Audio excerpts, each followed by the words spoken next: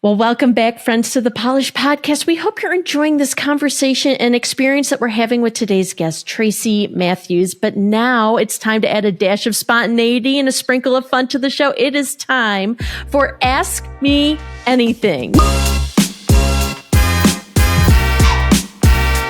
So, Tracy, this is how Ask Me Anything works. It's a chance for us to peel back the layers, get to know the woman behind the work and the quirks behind your expertise.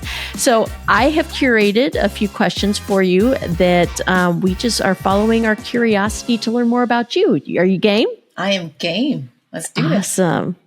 Well, the month we're posting this episode, Mother's Day is happening within this month. And I want to know, you're a working mom. How has being a working mom challenged and reshaped your definition of success or fulfillment in your work? Yeah. It's definitely shaped me in a lot of ways. I will say it's just my kids have shaped me. So, we've got two kids, they're teenagers now, but in their early years, it's probably the hardest thing I've ever done.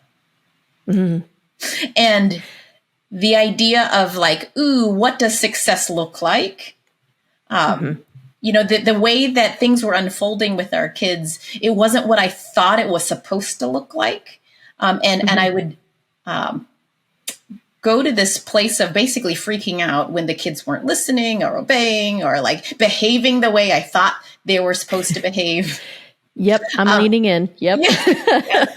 And God really used that to get rid of some of my performance orientation. And really God has driven that home in the context of work. So it kind of, it was through all of it, but my kids were probably a huge part of my growth and development because you have a lot less control over your kids than actually I usually have in my work environment. Mm-hmm. Mm-hmm. And so God has really leaned into that, though, especially in the more entrepreneurial adventures of Attune, really leaning further into the surrendering of control. And all we're doing is taking the faithful next steps we can and trusting God to do the heavy lifting. Yeah. So I love that. That's an encouragement, I think, to all working moms listening, me included. Just letting go of this sense of my performance. and when I know a trigger for me is when a kid wakes up sick and there's nothing they can do about it. They're sick. Yeah. Their body has a germ it's trying to get rid of. But for some reason, I'm like, you are impeding my work today or, or my sense of fulfillment. And I don't know. I know that's not the right attitude to have. But it's so relatable. It's so relatable. And so it's encouraging to hear you felt that too in your parenting journey and also how God has reshaped that. And I think a lot of us can learn from that. So thank you for sharing that piece of your story with us. Yeah. I'm still learning, but it's good. Yes. I think motherhood or parenting is an ongoing journey of learning for sure. Okay. Question 2. What are some practical ways that you've implemented caring practices into your leadership routine or your team dynamic? What are some practical ways, building upon, spiritual attunement, but then how have you led with care in the team that you're a part of? Yeah. I mean, for a real meshing of those things, we actually have spiritual attunement practices we'll do in the context of our team. One that might be more relatable or more implementable, not relatable, implementable, is we'll open up pretty much every team session with just a 1 or 2 minute pause, asking helping each person kind of just attune to how they're doing in the moment, how God is speaking into that. And then we'll actually, if we've got time, we'll allocate 5 minutes for people, anybody who wants to share. And we actually we say, hey, the space can handle it. I know we got to plan towards this thing, but bring your whole self. And we want to know what it is you're bringing into this. And sometimes it's a high, more often, people, there's a lot that people carry that's heavy. And so we'll just have an opportunity to voice it, to voice care and concern over it. And then we'll let that be a part of, whatever it is we're doing together as a team. So that's a simple way. We'll also do quarterly growth edge reflection around how God is looking to grow us in our leadership and humanity. And that's a real intentional way where we aim to care for one another, where we do some attunement. How is God looking to grow and shape us in the season? And then we'll like do a group brainstorm on like, hey, what are some ways that in the work we do together, we can lean into that growth edge for you? So that's just a real practical way. Yeah. No, I think that's a good reminder to all of us to, make space to bring your whole self to work and to listen and, of what your teammates are carrying and creating that space. So that's, I think, really helpful, especially in this space of leading with care, for sure. Yeah, absolutely. Okay, yeah. All right, I have a couple more questions. What qualities do you believe are essential for effective leadership, regardless of your industry or context of your work? What do you think is a crucial leadership quality that we need to embrace?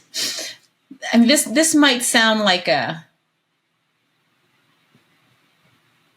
self-promotion, but it truly is the lens through which I see everything. But I would say attunement. Yeah. And that is fair. That's attunement to God, self, each other, and the context in which we lead. Right? Like that the attunement, especially the listening, gaining awareness, perceiving part of attunement is just so helpful to the way we show up as leaders and the way we can actually care for others. It's like that listening muscle of like, ooh, how are they experiencing this? How am I experiencing this? How are customers experiencing this? And responding in care. That will go a long, long ways. And then of course, if you let God guide you, that leads to like all kinds of other goodness as a leader. But I would say that attunement, especially that receptive listening part. That's good. Receptive listening and attunement. I love it. Love it. Well, my final question for you is, we're curious, what is the oddest or weirdest job you've ever had, and what did you learn from it? So my mother was a general contractor doing mostly residential, but some other stuff, retail, office space.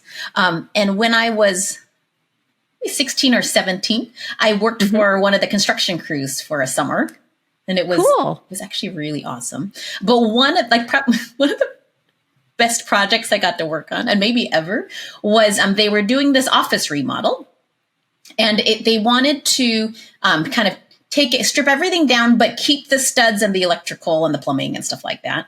And so they literally gave me a hammer and a face mask and said, like, we want all this drywall off, like, have at it. And it was so fun. I mean, it was tiring. It was like that too.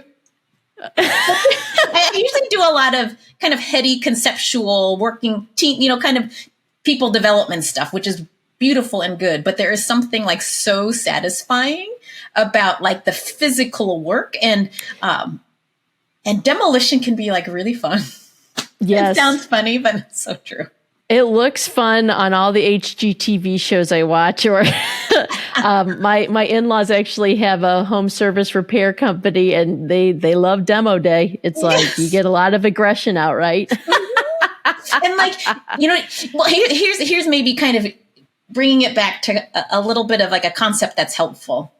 Some of the reasons why demolition is so satisfying is it happens so quickly. Big changes really quick. Whereas construction or building or growing or cultivating something takes like a lot more time. And so it's great to have some of the satisfaction of instantaneous, and yet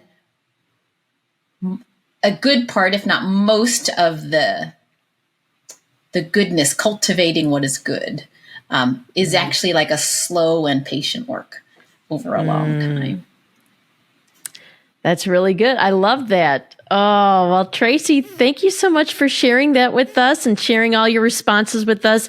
And here's the thing, friends, we just want you to be a part of the conversation. We want your burning questions and your curious musings and your wild wonderings about our guests. So if there's something you've just always wanted to ask, or if there's just a leadership nugget that you're looking for, send in your questions today. You can go and do that at our website, polishnetwork.org.